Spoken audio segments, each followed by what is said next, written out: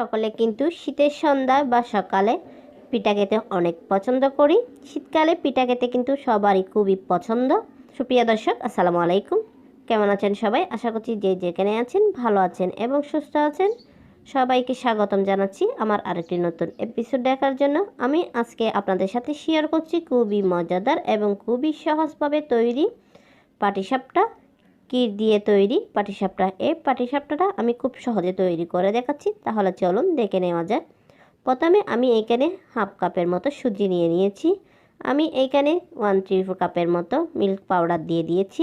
সুজি আর milk powder দুটোটা আমি একসঙ্গে ভালো করে একটু মিক্স করে নিচ্ছি। আশা করছি আজকের রেসিপিটা আপনাদের কাছে ভালো লাগবে। ভালো লাগলে প্লিজ আমার চ্যানেলটা সাবস্ক্রাইব করে পাশে থাকার বেল আইকনটি প্রেস করে রাখবেন, আমাকে সাপোর্ট করবেন।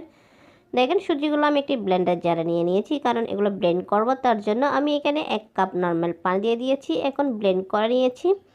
আজকের এই পাটিসাপটাটা আমি সুজি দিয়ে তৈরি করে নিচ্ছি।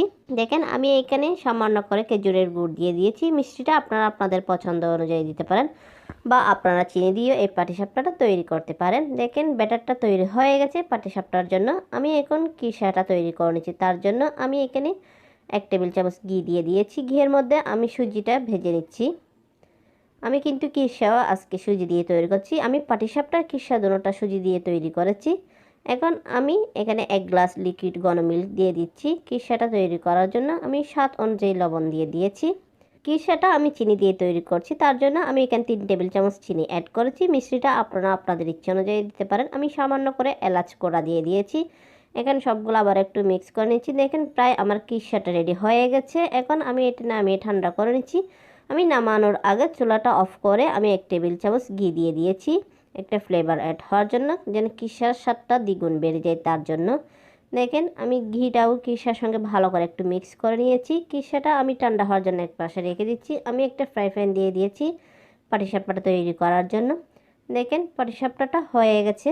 আমি এখন উপর থেকে কিসাটা দিয়ে দিয়েছি। কিসাটা দেওয়ার পরে আমি পাটিসাপটাটা বাস করেছি, এটা বলার কোনো কিছু নেই, দেখে বুঝে নিতে হবে।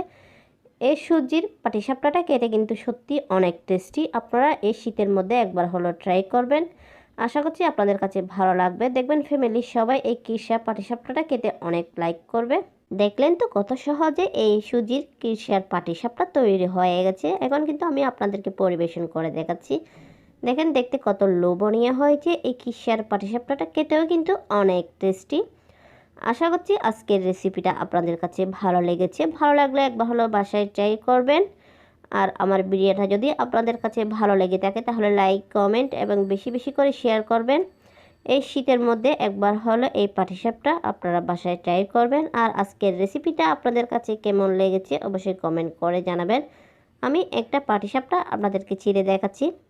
এই পাটিসাপটা দেখতে যেমন সুন্দর, খেতেও কিন্তু অনেক টেস্টি। অনেক সহজ রেসিপিতে আমি শেয়ার করার চেষ্টা করেছি এই পাটিসাপটার রেসিপিটা। আশা করছি আপনাদের কাছে ভালো লেগেছে। আপনারা একবার হলো ট্রাই করবেন।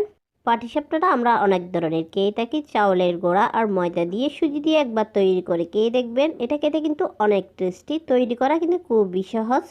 স্বাগতম জানাচ্ছি আমার আরেকটি নতুন রেসিপি দেখার জন্য। আমি আজকে আপনাদের সাথে শেয়ার করছি খুবই মজাদার একটা পিঠা রেসিপি।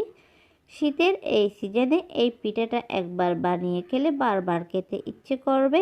এই পিঠাটা তৈরি করা কিন্তু খুবই সহজ, খেতেও কিন্তু অনেক টেস্টি।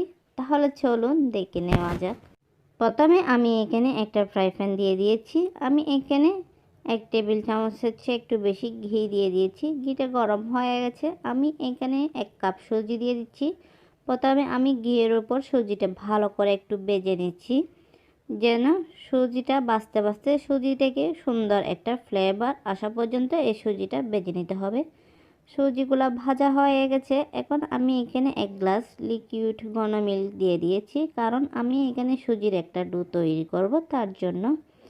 দেখেন সুজির ডোটা তৈরি হয়ে গেছে। এই সফট ডোটা আমি এখন নামিয়ে একটা পাত্রে ঢেলে নিচ্ছি।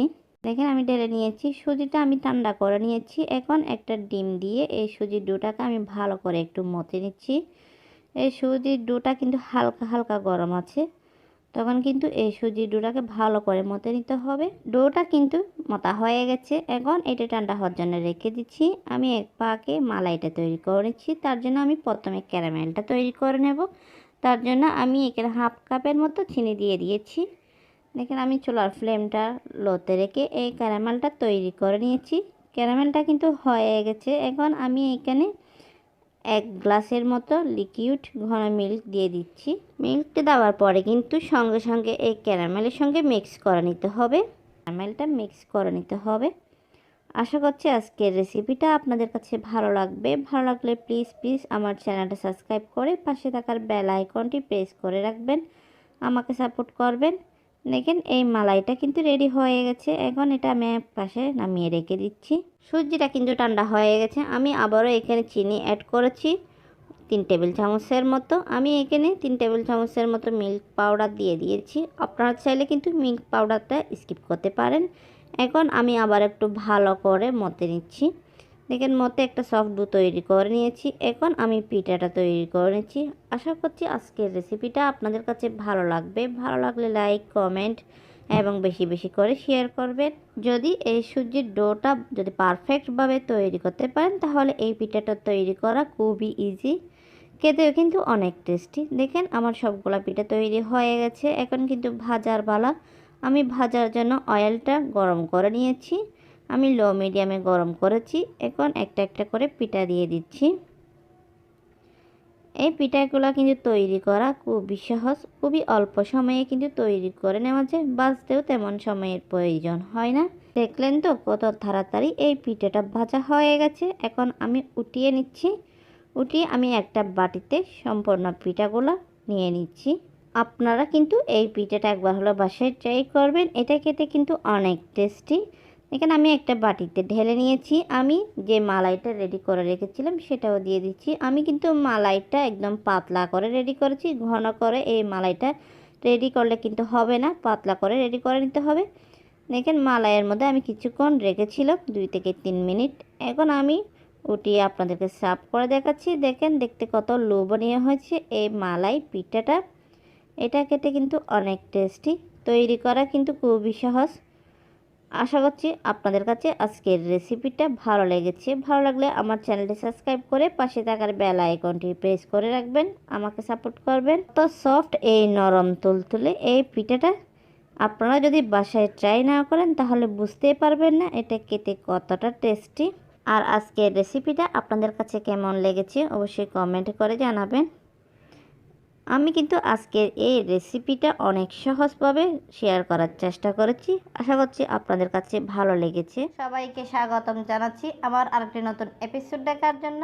আমি আজকে আপনাদের সাথে শেয়ার করছি খুবই মজাদার একটা পিঠার রেসিপি, যার নাম হচ্ছে রসালো পাকন পিঠা। এই পাকন পিঠাটা খেতে কিন্তু অনেক টেস্টি, তৈরি করা কিন্তু খুবই সহজ। অল্প কিছু উপকরণ দিয়ে কিন্তু তৈরি করে নেওয়া যায়। তাহলে চলুন দেখে নেওয়া যাক। প্রথমে আমি এখানে পাকন পিঠার জন্য ডোটা তৈরি করছি। তার জন্য আমি এখানে 1 গ্লাস পানি দিয়ে দিচ্ছি। দেখেন পানিটা গরম হয়ে গেছে। আমি সামান্য করে লবণ দিয়ে দিয়েছি। লবণটা আমি পানির সঙ্গে ভালো করে একটু মিক্স করে নিচ্ছি।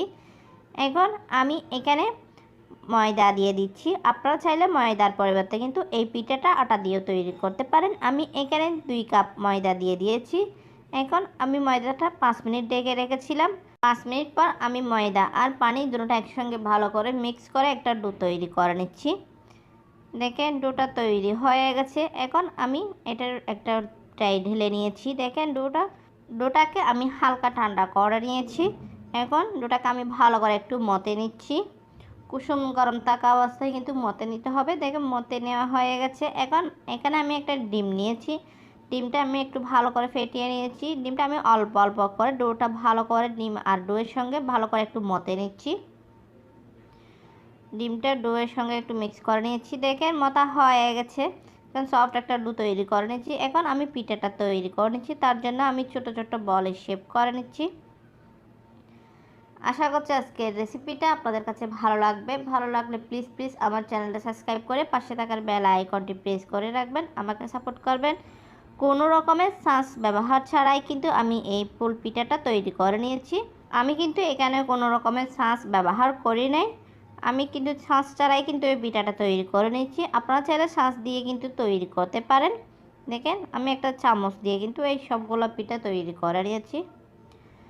আশা করছি আজকের রেসিপিটা আপনাদের কাছে ভালো লাগবে। ভালো লাগলে লাইক, কমেন্ট এবং বেশি বেশি করে শেয়ার করবেন। দেখেন সবগুলো পিঠা বানানো হয়ে গেছে। দেখেন দেখতে কত সুন্দর হয়েছে এই পিঠাগুলো। আমি এখন ভাজার জন্য চলে যাচ্ছি। তার জন্য আমি অয়েলটা আগে থেকে ভালো করে গরম করে নিয়েছি। এখন চুলার ফ্লেমটা কিন্তু মিডিয়ামে রেখে এই পিঠাগুলো ভেজে নিতে হবে। আমি একটা একটা করে পিঠা দিয়ে দিয়েছি। দেখেন পিঠাগুলো দেওয়ার পরে কিন্তু ফুলে উঠেছে। আমি উল্টে পাল্টে কিন্তু পিঠাগুলো ভেজে নিচ্ছি। দেখেন শুধুমাত্র ময়দা দিয়ে কিন্তু এই পিঠাটা তৈরি করে নেওয়া যায়। এর রসালো দুধ পাকন পিঠাটা খেতে কিন্তু অনেক টেস্টি। আশা করছি একবার হলো বাসায় ট্রাই করবেন। আর আজকের রেসিপিটা আপনাদের কাছে কেমন লেগেছে অবশ্যই কমেন্ট করে জানাবেন। পিঠাগুলো কিন্তু ভাজা হয়ে গেছে, এখন উঠিয়ে নিচ্ছি। দেখেন আমি সবগুলো পিঠা কিন্তু ভেজে নিয়েছি। আশা করছি আজকের রেসিপিটা আপনাদের কাছে ভালো লাগবে। আপনারা একবার হলো বাসায় ট্রাই করবেন, দেখবেন ফ্যামিলির সবাই পছন্দ করবে। পিঠাগুলো বানানো হয়ে গেছে। আমি কিন্তু এখন দুধের শিরাটা তৈরি করে নিচ্ছি। তার জন্য আমি এখানে আমি 500 গ্রাম লিকুইড মিল্ক নিয়েছি। আমি এখানে 3 টেবিল চামচ চিনি দিয়ে দিয়েছি। আমি স্বাদ অনুযায়ী লবণ দিয়ে দিয়েছি। মিষ্টিটা আপনারা আপনাদের পছন্দ অনুযায়ী দিতে পারেন, বাড়িয়ে বা কমিয়ে, যে যেমন খান সেরকমই। দেখেন আমি এখন নেড়েচেড়ে দুধটা ঝাল করে ঘন করে নিয়েছি। দুধের শিরাটা কিন্তু হয়ে গেছে। আমি এখন এখানে পিঠাগুলা দিয়ে দিয়েছি। পিঠাগুলা কিন্তু ঠান্ডায় আছে, দুধের শিরাটা গরম আছে। দেওয়ার পর আমি ভালো করে নেড়েচেড়ে দুধের শিরার সঙ্গে এই পিঠাটা একটু মিক্স করে নিচ্ছি। দেখেন আমি এটা 5 মিনিট রেস্টে রেখে দিয়েছিলাম। 5 মিনিট পর আমি আপনাদেরকে পরিবেশন করে দেখাচ্ছি। দেখেন দুধের শিরা কিন্তু পিঠায় স্যুপ করে নিয়েছি, রসের টইটম্বর হয়ে গেছে এই পিঠাগুলো। এটা খেতে কিন্তু অনেক টেস্টি, তৈরি করা কিন্তু খুবই সহজ। এর রসালো দুধের পাকন পিঠাটা আপনারা একবার হলো বাসায় ট্রাই করবেন। এর রসালো দুধের পাকন পিঠাটা আমি অনেক সহজ করে রেসিপিটা শেয়ার করার চেষ্টা করেছি। আশা করছি আপনাদের কাছে ভালো লাগবে। দেখেন আমি একটা আপনাদেরকে কেটে দেখাচ্ছি। দেখেন কত সফট নরম তুলতুলে হয়েছে এই রসালো পাকন পিঠাটা।